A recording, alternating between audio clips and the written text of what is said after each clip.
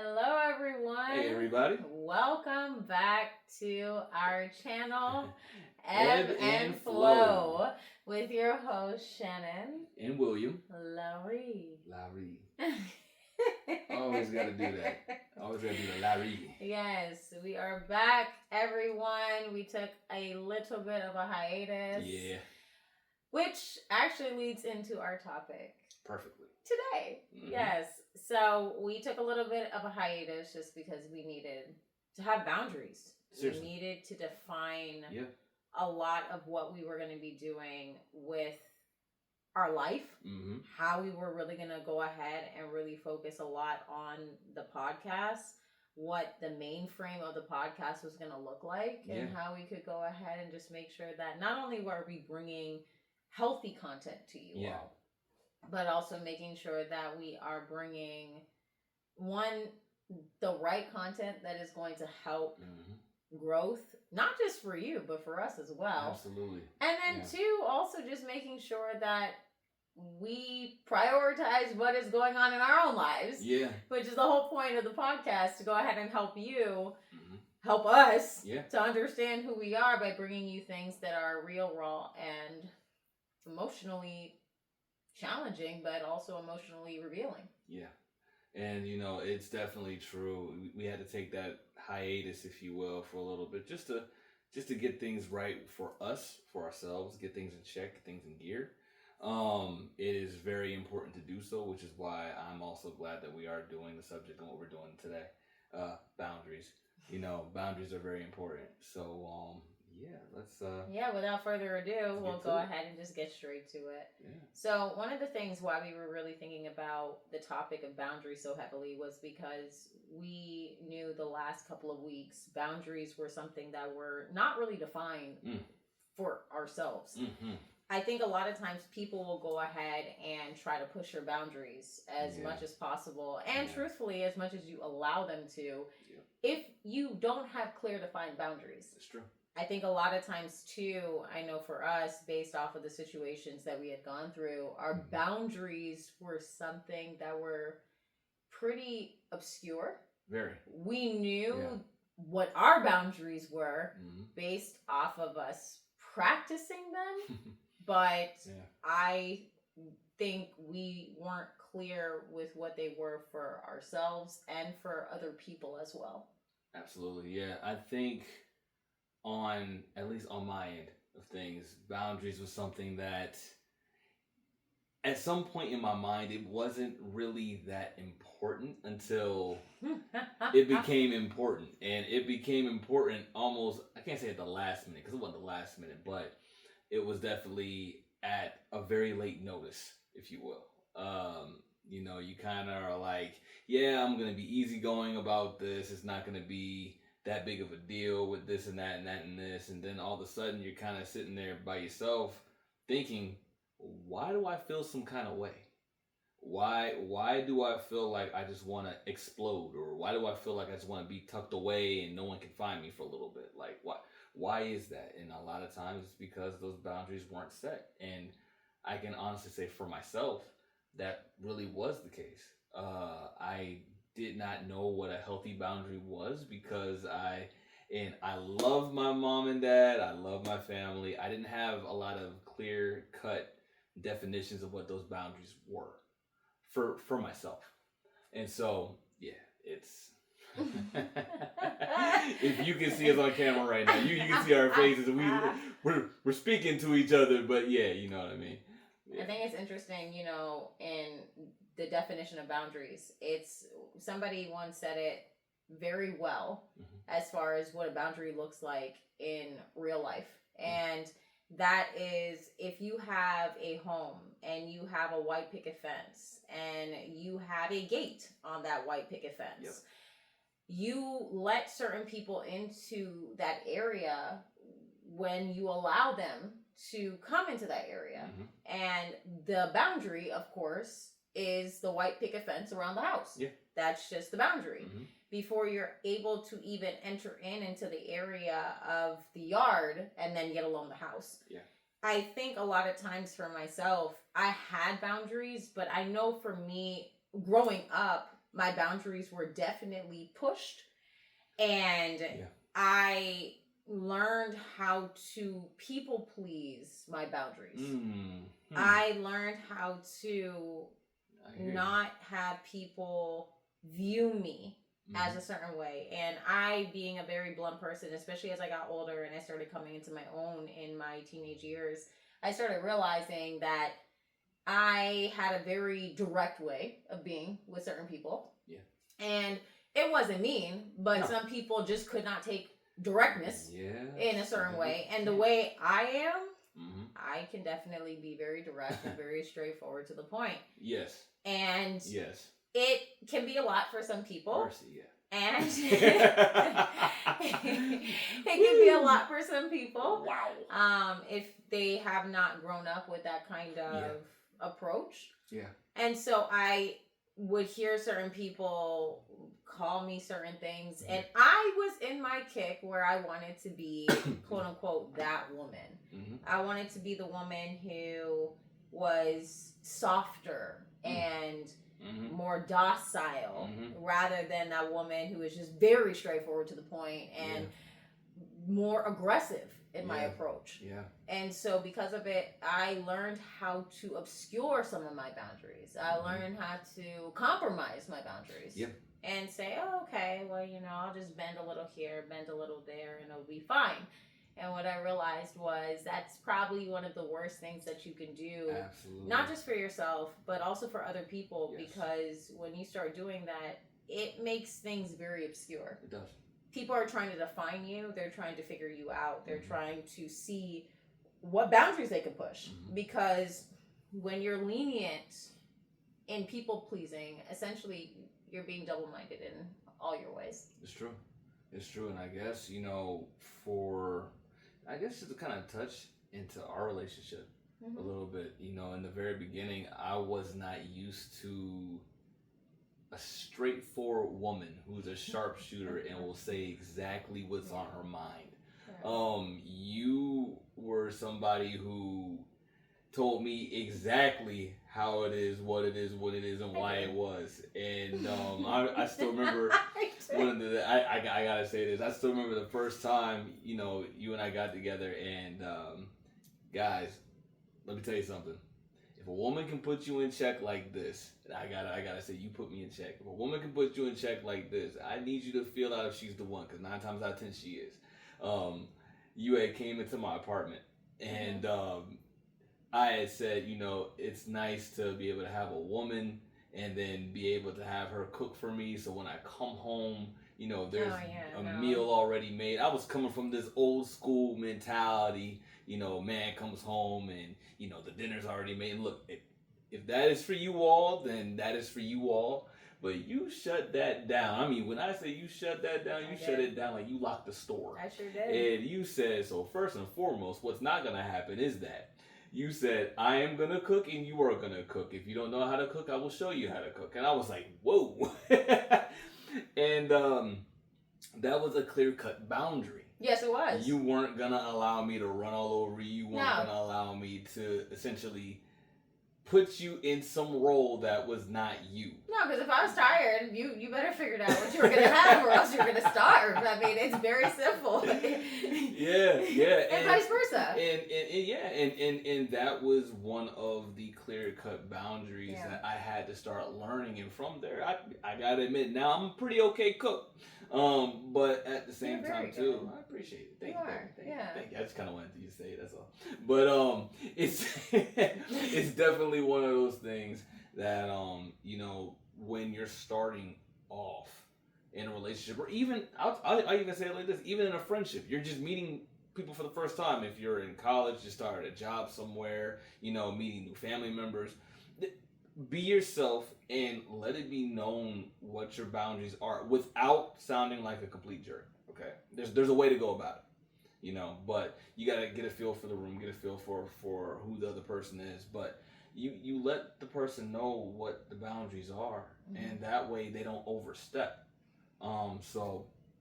Yeah. And I think it's important, just like you said, whether you're in a relationship or a friendship, I did not understand boundaries in both relationships and friendships. Mhm.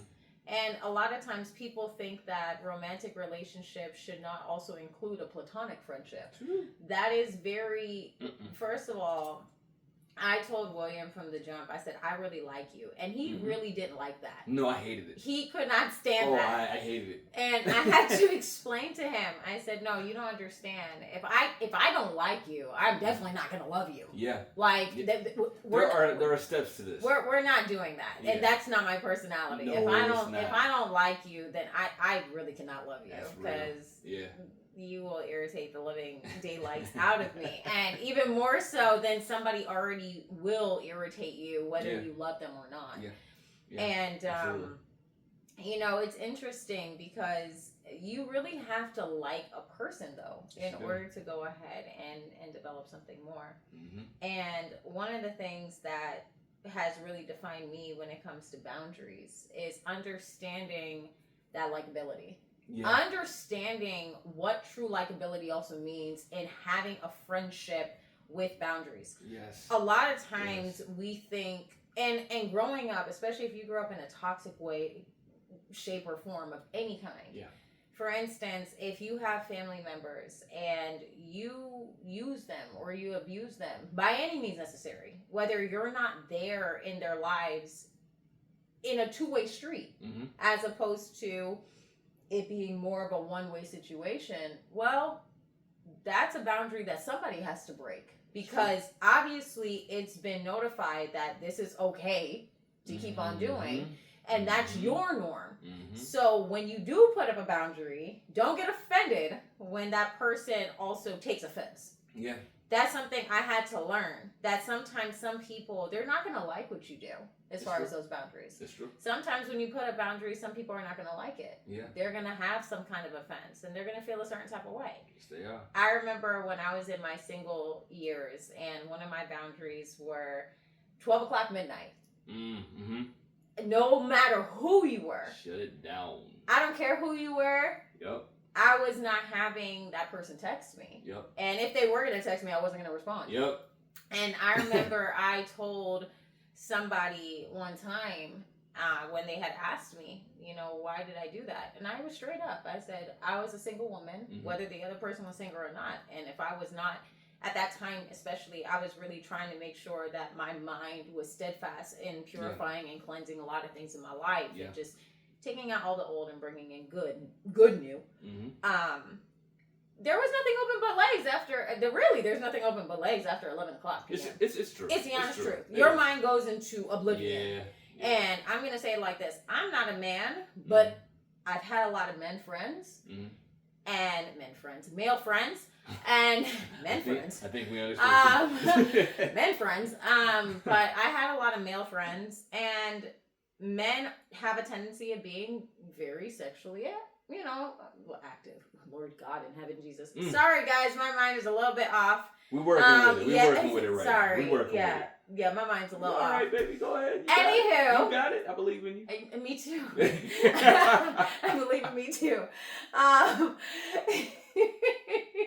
A man's mind is more sexual. That's where I'm trying to get to, okay? There you go. However, then there's me. And so my mind is very, very sexual. So if my mind is going there, I can only imagine where a man's going at that hour of the night. And so I try to really help for myself to really be at a place where I can say, okay, that was a boundary for myself. Mm-hmm. And some people, they try to push it. They're like, it's 11:55. Mm-hmm. Are you going to stop talking to me? I said, you got 5 minutes. Yep. You do. Yep. And once that 12 o'clock boom hit, I was done. Mm-hmm. And the reason why it is important to have those boundaries is because even though I had somebody who pushed those boundaries past that midnight point, I still didn't respond. And so after a while, the person started getting the hint, oh, she's not going to respond after a certain time. Yeah. I will definitely say when you start with defining your boundaries and understanding your boundaries, people will start respecting you. Even if they get mad at you, they're going to start respecting you because they have no other choice. Yeah, no, they really don't. Nice. When you're going into a fenced home, what are you going to do? You're going to go ahead and rip down the person's fence? Nope. No, you can't do that. And if you do, there are consequences for those actions. And so the same goes for having your personal boundaries. It is true. You know, I gotta say and admit, you know, when I was just getting into everything in my 20s. I remember I had to they used to call me what is so funny? What? Nothing. I'm just looking at your face. You're funny. Okay. You know, they would call me Cutoff King. And so literally I would have this thing about, if you guys could see her face right now. Thank you for making me feel like a loser. I thank you. I don't think you're a loser. That is very rude. Yeah. See, you're seeing the real size of us now. No. But they would call me Cutoff King because if somebody wronged me, I would instantly cut them off, and I wouldn't want to talk to them anymore. I wouldn't want to be around them anymore. She is like, what is so funny? I am listening to what you're saying. Because you need to bring back some of that energy. I'm being honest. I do got that energy. Thank you very much. Bring back some of that energy like that. You know what? Yeah. I do got the energy because I have. You got to K-camp that. And ain't none to cut that off. You know what? That's the slum, and you the know? thing is I definitely, here she go. I definitely had done that. And, you know, it's one that I still actually carry that torch now. I had to. She looking like, I had to, in order, honestly, for us to even get to this point in our marriage. I think, truthfully, you, and I have to say it like this, and it's, of course, we have a relationship where we joke back and forth, and we're very jovial and whatnot, in our relationship. But I have to say, truthfully, I don't think you do it in the same way, which I think is beautiful. I think I'm not cold with it. And that's one thing that I have seen. Yes, like I've definitely seen that, and I think that's beautiful because a lot of times too, when we mature, I know for me, I don't know who was colder, you or I. Oh, you. See, I don't. You was dirty with it. You was dirty. Curb stomp.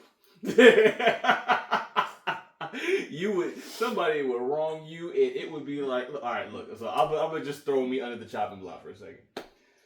I had wronged her in the beginning at one point, and she was not giving me the time of day. Let me tell you something. We was inside the car, and we got into it. I forget exactly what I forget exactly what the argument was about. But what I do remember is, it was about God, and she said was that something. The one about the protein powder? Yeah. Oh no, I remember what that argument was about. That argument was when I said that you are not going to be marrying me. That's it. There you go. And I was sitting here getting revelation by God, like, you're gonna marry this woman. This is the one for you. This is your Eve. This is your rib. And I'm like, okay, cool. But I'm like, Lord, why am I getting uppercut like every single day from this woman if she's the one for me? You know, she was steadfast in saying that she was not going to be marrying me. And when we were in the car and she said that, I'm like, so first and foremost, you are not about to tell me that my God said that I am not going to be marrying you. I was like, I am going to be marrying you. And she said it again, and I said, get out the car. That was all he had to tell me. That was a defined boundary. Get out the car. Let me tell you something. This woman, when she said, okay, it was everything in her voice that made me go, oh shoot, she's about to be gone. And I decided to go ahead and put out, he had protein powder that was there. I put it outside. Anything that was his was going outside. I was in the car trying to figure out how to go about this to save this. And here she is. I just see this little body come outside with protein powder. She's laying it out. Boop, boop. And may I mind you, in order. So the biggest to the least. And I'm like, if you're gonna do it, at least be strategic with it. Right, okay. And the thing is, so fast forward here, I ended up going into the house and whatnot, and I'm like, man, I do not want her to call the cops on me, but we're gonna just see what's what, because you were essentially done. You did not want to talk. You did not want to look at me. You did not want to hear me. You did not want anything. And my boundary used to be more stonewalled. Woo, it definitely was. We will talk about Stonewall. Yes. Yeah, but yes, it was. But it was definitely. Man. I was done with you. You were doing too much, and I have an issue with people in general that if I feel that there's leeway or wiggle room. And I knew at that moment, you know, with you and I was just really angry at you, but it was not to where I thought, okay, it couldn't be resolved at another time. Eventually, maybe sometime down the road. We talking months or years? No, I mean, no, I'm not going to deal with you for years of dealing with it. No, that's just too much. No, that's not my personality. No, it's not. No, it's not. But the point really is, guys, when it comes to boundaries, and it comes to understanding how to deal with those boundaries, when you're cold and you're cutting off people, that's not necessarily adhering to a boundary. No. And that's what I had to learn. Yeah. What he's talking about, my boundaries were definitely very... So I'll be honest, I would change my number. Anybody, if I was really tired of you and you just really ticked me off, and I knew that there was abuse in the relationship because there was toxicity, there had to be something bigger. So it had to be, there was a lot of abuse, there was a lot of toxicity that was going on, you were taking advantage of my niceness. Then you just got the number you have dialed is no longer in service. Goodbye. And it was very simple because for me, I got to a place where I was more or less numb. And that was my form of boundary. I made it very clear I didn't want to talk to you. I didn't want to have anything to do with you. If you didn't get the hint, then that's a personal problem. And I don't know what's going to, you know, resolve what is going through your head, but that's not my problem because I already made it very clear. However, maturity is a beautiful thing that over time you have to realize that those boundaries sometimes again become obscure because of the fact that just because you cut somebody off doesn't mean you're defining a boundary. No, it does not. It just means that really the boundary is kind of just up in the air and aloof, and you kind of have half a fence. And you might be burning a bridge. True. Yeah. So, and the bridge you don't want to burn. True. And that's another thing too. So I'll definitely speak on stonewalling for a minute. I definitely had my fair share of stonewalling. Yeah. I have. And all stonewalling is gonna do, people, is you're just gonna end up cutting people off. Yeah. And you're literally cutting off the nerve of what you have to be able to feel with what somebody is saying to you, thinking, doing. And what you have to end up doing is let them in. Now, let them in within reason, but at the same time, let them in enough for you to start understanding what the other person is saying. So I had moments in our relationship where I felt so emotionally strong until I was cutting off part of my feelings. And so I wasn't hearing you the way that you needed me to hear you. Yeah. And things weren't being relayed the way they should have been at that point. And for me, I did not know what to do. I did not know how to talk. I did not know how to feel. It was just kind of just up in the air. And when you replace boundaries with stonewalling, you don't get to a conclusion. You don't get to, okay, this happened and this happened. Okay, I feel this way about this. Okay, I feel this way about this. All right, let's come together. Even if you agree to disagree about something, you still need to be able to communicate about that something, or else you'll honestly fall apart from anything. And I think it is important that you made a very good point about stonewalling. Yeah. You know, when something's up in the air, it's never a good thing. Because one thing I realized, and I learned this when we were getting married, certain things come back. Oh, yeah. If you don't end certain things. And so I will be very transparent to use myself that my boundaries. So first of all, I'm just going to be honest. I had a lot of male friends.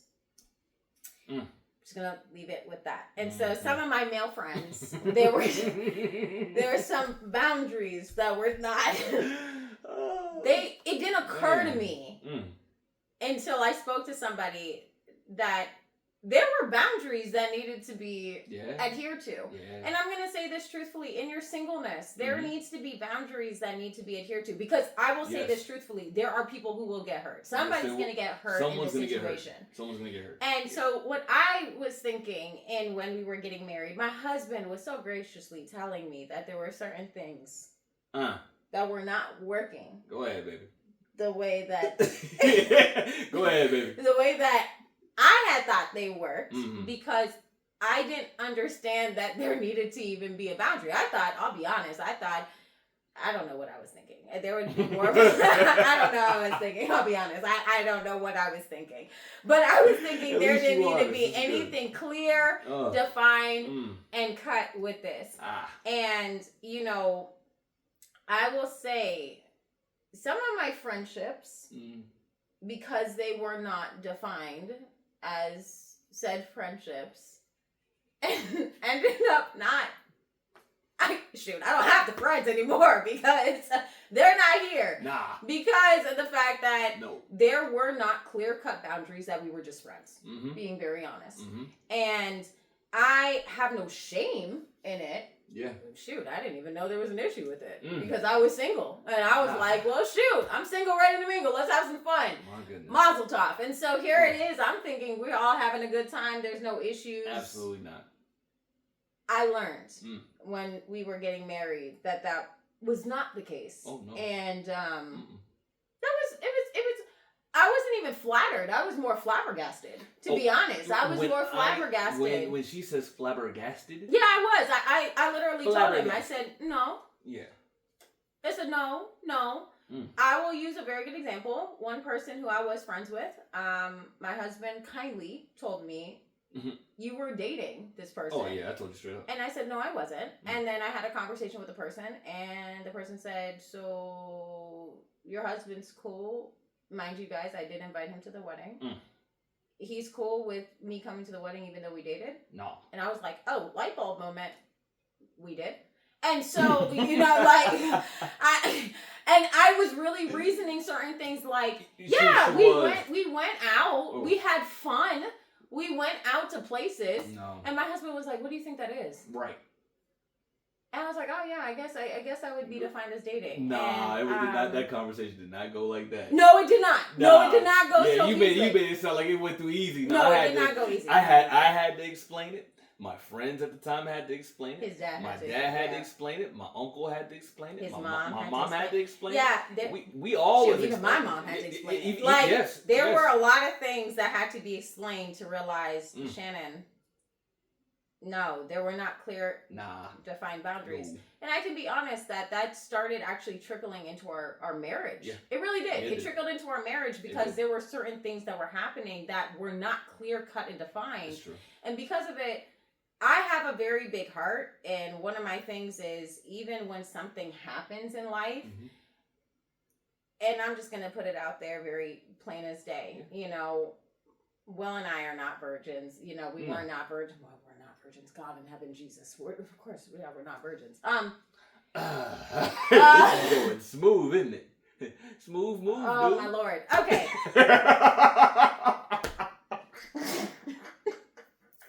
I know I'm out the camera frame. It is hilarious. We were not virgins when we got married, okay? God in heaven, help me, Jesus, please. Ooh, he working. He working. I'm so sorry, guys. Okay, so we were not virgins when we got married. We fall down. Yeah, I'm getting up. So, we were not virgins when we got married. And, the thing is, regardless of that being the case, it was one of those things so that it's very important that you also cut some relationships. It's true. Based off of... It's definitely true. If you did have friends with benefits. Yeah. I'm the type of person that I can go ahead and back, especially back in the day, and I want to make this very clear. God in heaven, I'm really trying to speak, and the words are... Yeah, you having a hard time tonight. Anywho. Back in the day. We're working on it, y'all. We're working on it. Pre-marriage Shannon, okay? Two different people at this time. Two different people. Thank God. This Shannon that is in front of us. There's a very different. It is Shannon. A very different Shannon. Yeah. But pre-married Shannon, she didn't have a problem having sex, and especially because I was friends with the people who I did a couple of times, engage in sexual activity. It was one of those things that I didn't think there was a reason as to have any defined boundaries. I thought we were having defined boundaries as just being friends. And that posed a big issue because then it made me, one, come off as some women would call, which I was a little bit offended, a savage. And she was not in that way, no. No, but they were like, no, you were just so clear cut and just like, no, we're good. Like, everything's fine. do. And it's like, no, I didn't even know there was an issue, you know? And so those are things, though, that it is important to have those conversations. I'm just being very transparent. You want to have conversations with somebody that if you are going to engage in sexual activity as a single person too, have those boundaries. Define them. Have those boundaries in marriage. Have those boundaries in a relationship. Have those boundaries in friendships. Because it is very important to go ahead and define those boundaries to say, hey, this is what it is that I use my mouth to go ahead and speak to what it is I feel what it is. Understand what somebody is going through. Understand that everybody is different and how they'll take certain situations. But at least you guys know where you're coming from. Why are you looking like this? Because I don't have much to say right now. You just, oh man, this is great. All right, since we're going to be honest and truthful like that, yeah, no. So Shannon and I, when we were in premarital status before we even found each other, it was one where we were two different people. And thinking in two different ways. Yeah. And it was one where. And you helped me. Yeah. And, you did. And you helped me with certain things too. But you know, when you go through life without a boundary and you're in that single stage of your life and you're learning your wants and your dislikes, and you have to understand that if you do not set a boundary up in that relationship with whomever that you're with, whether you're doing whatever or however or whenever, the thing is this: someone is going to get hurt. No matter what, no matter how, someone's going to get hurt. And you have to specify what those boundaries are, because you could very well be the one getting hurt in the very end. And to prevent that, having clear boundaries is a good thing. A lot of times people think that having boundaries is like, oh, it's overkill, you're doing too much, you're overthinking things. There's all sorts of things that you might hear whenever it comes to that. But you have to understand those boundaries are set for a real reason. Because if not, think of it as a zoo, right?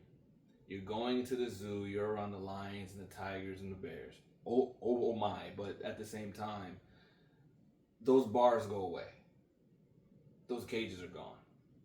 Now, the apex predators are right there staring at you in your face, and you have nowhere to go. They are faster than you. They are stronger than you. They can and will do whatever. And those boundaries are going to be able to keep everything in place so you don't get hurt in that way. And so whether you want to specify with whomever what those boundaries are, do it. Do it or do it afraid. Because at the very end, you could very well be the one who's getting hit. You could.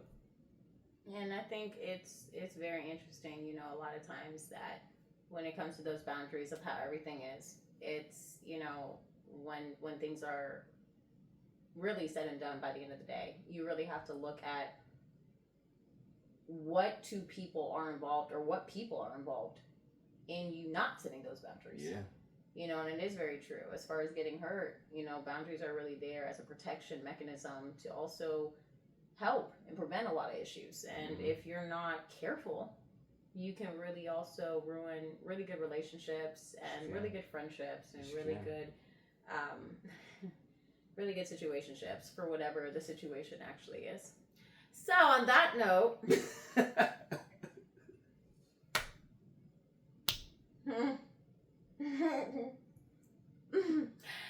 we are finished because we're out of time. Mercy. Thank God. My head is like all over the place. I see, and I think the whole world sees right now. That's fine. You know what, guys? I'll be honest with you. I don't like showing my personality a lot unless I'm in close quarters, and this is definitely in my space. So it's something in which I absolutely love to do, because one of the things that I will definitely say as a Christian, you know, I spend a lot of time, and I'm going to be very transparent even to say this toward the end. Go ahead, and we'll talk about this, another topic for sure, at another time, which is about sex. You know, for me, I definitely had found myself trying to be this perfect person, you Mhm. know, and there's no clear, concise way of being a perfect person. Whether you No, had your there's not. virginity and kept until marriage, or you didn't You're have your still virginity not or perfect. whatever, You're still not you know, there are so many different things that make you a person and a human being. And I'm Yeah. gonna say experience is a very big teacher. It is. And you know, my life is not so peaches and cream as some people might look at me and think, oh, everything is just perfect. And for a long time I definitely did try to do that and try to put on a front like everything was good, just like we talked about the one time with masks being on. It's one of those things that sometimes you just gotta be honest and be real and take the mask off. And my head right now is in a bit of daze, and I really don't give a flying crap. That's just the honest truth, because what you get is what you get. What you get is what you get, and that is the honest truth. And I will also say this as well. You know, like you said, there's no such thing as a perfect person. No. There isn't. And no matter what, I know. So I will talk on this for a quick second. I know we run out of time here. We run out of time. But I grew up in the South. Yeah. And growing up in the South, Bible Belt, there is so many things that you quote unquote don't do or you're supposed to do. Yeah. And if you don't do them in the way that you're supposed to do them, then you're looked at a lot of times as honestly a heathen.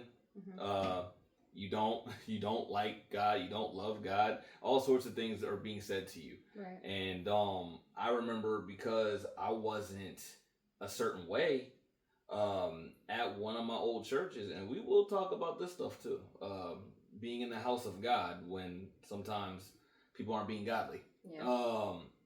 I was viewed as a drug dealer. And people would look at my clothes, and I was the furthest thing from a drug dealer. This man is not a drug dealer. Nah, at all. No, and I'll gladly say that. I don't wear that badge. But the thing is you know, you can cast judgment on somebody. Yeah. And I remember when you got to Georgia. Yeah.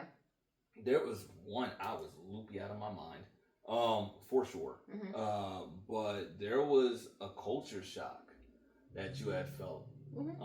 Because things were not like Florida, or they weren't like California. Right. You know, and you have to also meet somebody where they're at. And that's part of defining a boundary. That is part of defining a boundary. Understanding where somebody is at. It's so important. But that's a part two. Yeah. That's a part two. That's definitely, That's part two. There's so much that goes into defining boundaries and the importance of defining boundaries. So yes, it is. We'll definitely talk on that a little bit more. So we'll let you know next week what that topic is, or we'll let you know. Yeah. For next week, whatever. Yeah. We'll put in the thing so you can see. We will let you all know what the topic is going to be by this week. Yep. So that way you all will know what to expect and what to look out for. Boom. That part. There you go. I got you, baby. It's teamwork. Yeah, bada boom. Bada bing. Dream work. Anywho, we're out of time. So, with that being the case, thank you so much for joining us again. Yes, absolutely. We're happy to be back. Yes. Again, this podcast is about complete transparency. Yes, it is. There's no bad, there's no wrong, there's no right. There's just real. Yes, it is. And we're not perfect. No. If you have anything that you want to share with us, please. You know what? I'm going to be honest. We welcome feedback. I had one person literally tell me about a testimony that I did a couple years ago that basically like Cry Me a River, Boo-Hoo, play a song of the world, saddest violin. And part of me wanted to be so petty and spiteful. Oh, she was so mad. That I was just like, But what I realized was, you know what? Everybody's going to have an opinion. The minute you start putting your stuff out on social media, expect somebody to say something about it. They like to talk. So please, if you welcome any type of feedback, come our way. So thank you guys so much. If you want to go ahead and continue on, follow, like, subscribe this video. Make sure you follow us on Spotify and also on our YouTube channel. We love you all, and we thank you again for all your love and support. Yes. And please make sure that you stay tuned for next week's episode. Absolutely. We love you guys. All right. Peace and love. Peace. From above.